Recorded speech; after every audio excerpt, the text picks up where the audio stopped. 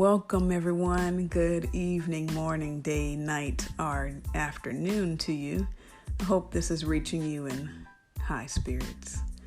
All right, you guys, we are still in Neverland. Neverland, y'all. All right, if you have any topic requests, please send them my way. Direct message or Instagram or Twitter, Agent K21, or just Agent K21 podcast can be found on Instagram. We also have a new link in the bio on Agent K21 podcast. You can click that link. It will take you to all the many platforms that this podcast is being broadcast on. The daily podcast broadcast. So whatever platform you choose is perfectly fine. Find the one that fits you and the one that you enjoy the most. All right, so we're getting right into this. We are talking about Neverland. What is Neverland? Neverland is a real place, y'all. It exists in all the hearts of all the children all around the world that have grown up into adults. We all carry this Neverland. So, Neverland is a fictional island featured in the works of J.M. Beer and is based on the imaginary faraway place where Peter Pan, Tinkerbell, and the Lost Boys, among other mythical creatures and beings, live. All right, and although not all people who come to Neverland cease to age, its best-known residents famously refuse to grow up.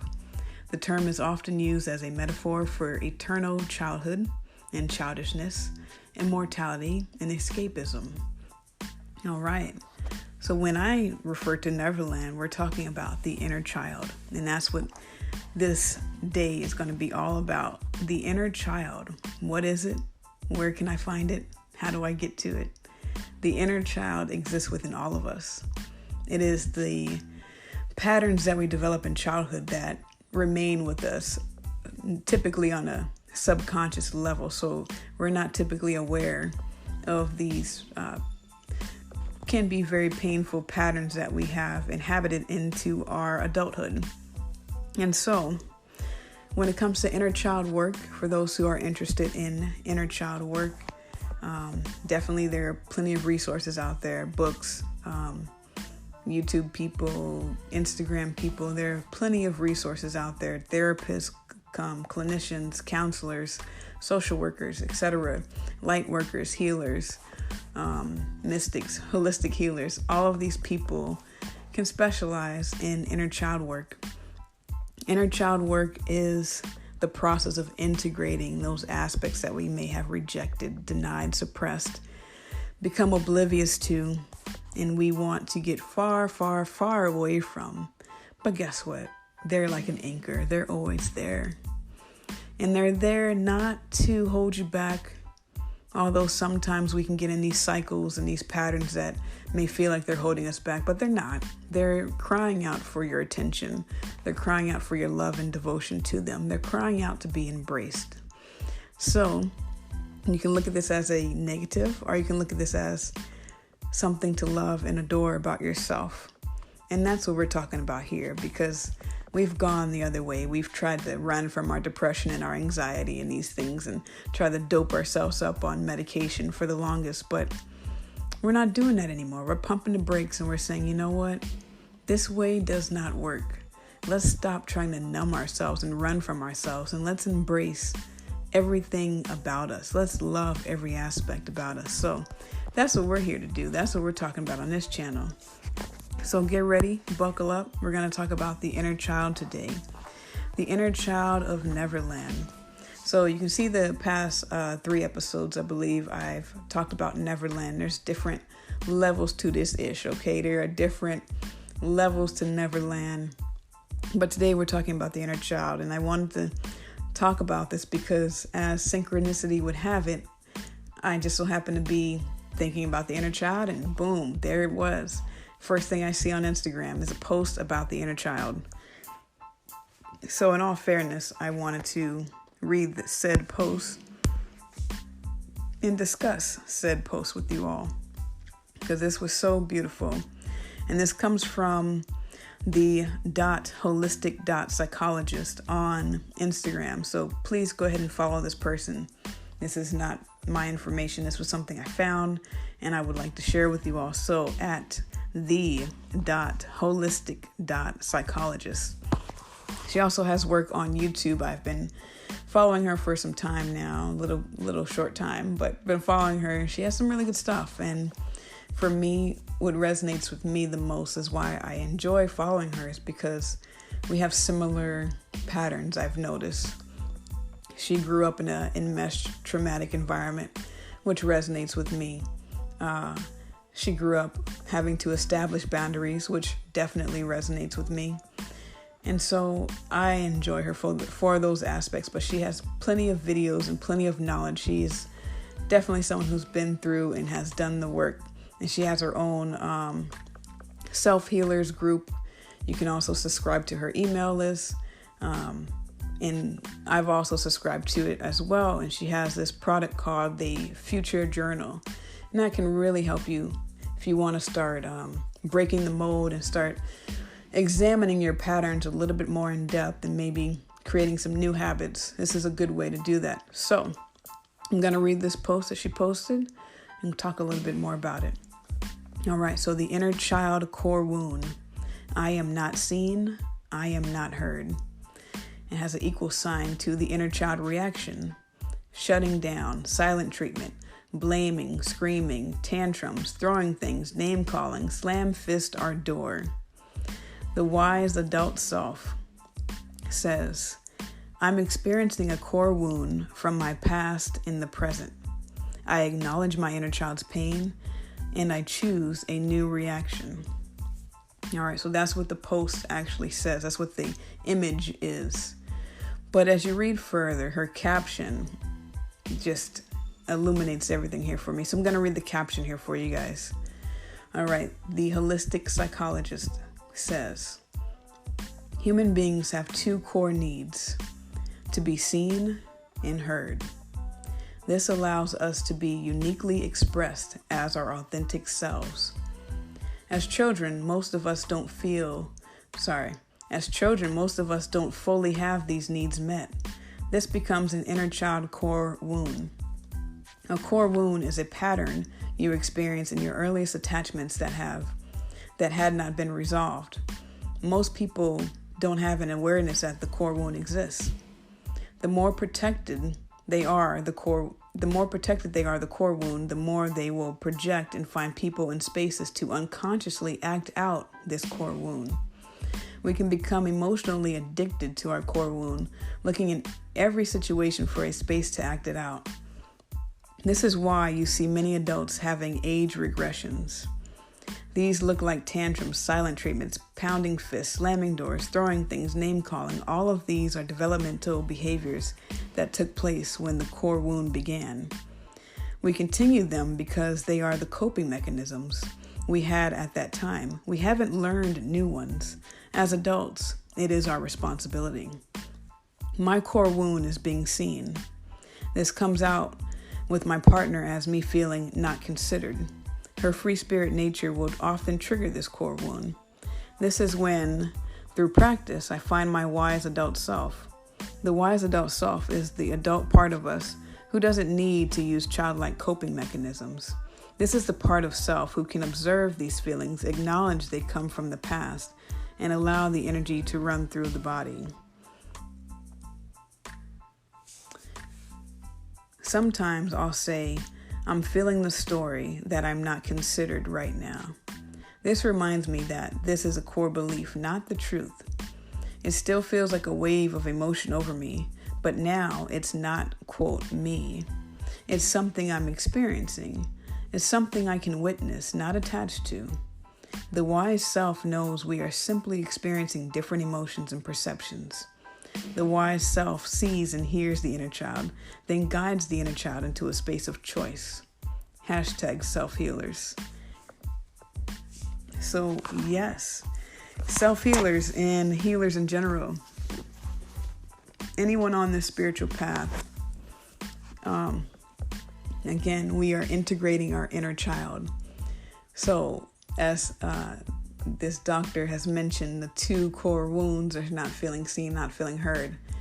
Now, most of us don't know what unconditional love looks like. And so therefore we are unable to grant it to ourselves or to others around us. Now we can only give what we have from our own well, from our own cup. So if we have a deficiency of self-love, it's going to be very difficult to give that. And it's going to be very difficult to attract that because we're not operating out of the attraction of the self-love that we have for ourselves. So therefore we gravitate towards people who will not love us or cherish us or value us. And so sometimes we can find ourselves in this rut of, continually to have the same type of friends, the same type of partners, the same type of situations occur over and over. So if you find yourself continually having same things happen over and over again, pump the brakes and say, what is the core wound going on here? What am I trying to act out? Because all of these acting out is screaming out for integration. And so we find people, places, and things where this can be the dominant force. And, in the future, I'm going to talk more about the ego and what that stands for, because a lot of this is we go to what feels familiar. We go to that ego that's being in protective mode. So protection is like, hey, let's not go to something new. Let's go to something similar because I know how to defend myself in a similar situation. And so what happens is we gravitate towards things that need integration, things that need healing. So if you find yourself attached to or attracted to chaos or emotionally unavailable people or places where you don't feel valued or controlled environments or abuse or trauma or toxic connections, that's a core belief there. A core belief, what I've found is three core beliefs that we kind of generate is feeling unlovable, feeling not worthy, and feeling not unique.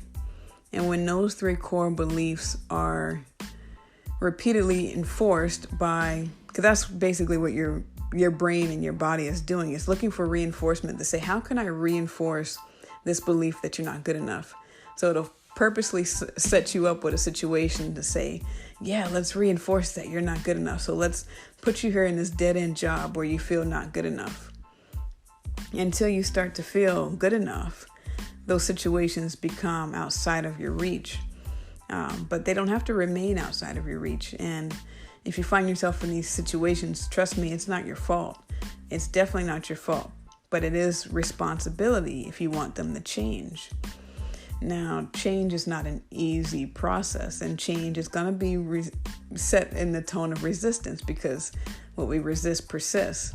And so anytime you try to change something, that's why I think it's very important to change the words, because as soon as you say you need to change something, it's like your body goes in this hypersensitive mode of, whoa, what, we need to fix something. Yes, we're broken. Yes, and it creates this narrative of looking for ways to fix you instead of looking for ways to love you. And so instead of change, I like to say integrate. I like to say things like embrace, things like that, because it's all a mental state. At the end of the day, it's all a mental state. And so when you start to exude that self-love and that radiance within you, that's when the inner child says, whoa, like, you're here, you're showing up for me. And so another core wounding is abandonment. I think that there's a couple of core wounds that I had in my mind. I'm trying to bring them back, but definitely the fear of abandonment. I mean, fear and love are the only two vibrations in this world. It's fear and love. Everything else is an extension from those two. So if you find yourself operating out of fear, I have to do this or they won't like me. If you find yourself operating out of a people-pleasing victimhood mindset, that is fear-based energy, And then as a result of the fear, we abandon ourselves. You know what I mean? We neglect ourselves in order to appease other people. We throw away our boundaries in order to appease other people or other situations. or anything that we think might be better for us. We reject that and we go, this is not going to help me. And so through life, our ego is our shield. It's always trying to protect us. So it wants to take us into the path where we think we will get the least amount of hurt, which may or may not result in the least amount of hurt. Because like I said, the inner child is saying, hey, I know what it feels like to be abandoned. I know what it feels like to be neglected. So that's the least amount of hurt because I can protect myself from that because I already been there and done that. And so when we have these inner child wounds running the show, we find ourselves, we can find ourselves in these situations where we're being manipulated or we're being at the hands of the mercy of someone else or another situation or, if we have control issues or any of these things can happen. And so what's important is to become aware of these inner child wounds because guess what? The wound is there, but it doesn't have to stay there. And once we bring our conscious awareness and our present love to it, it transmutes it into something else, something far more beautiful than we even thought existed. And so my thing is don't get rid of the thorns that you have because those thorns will bring you a beautiful rose at the end. So you don't need to discard or change or fix or regret anything about your life or about who you are as a person. All you have to do is embrace it because those thorns made you who you are. So we can't go back and fix the past in the ways that we may think with a time machine, but we can integrate them up to the present moment so that they're not running the show, so that we can learn how to say, how can I use this? How can I use every thorn, every prickly thorn for my benefit right now? Because, you can't change yourself. You can't change your desire. You can't change anything, really. It's not about changing. It's about embracing. And so when it comes to the inner child, I will just say this. Help the inner child grow up. Because we're all stuck in Neverland.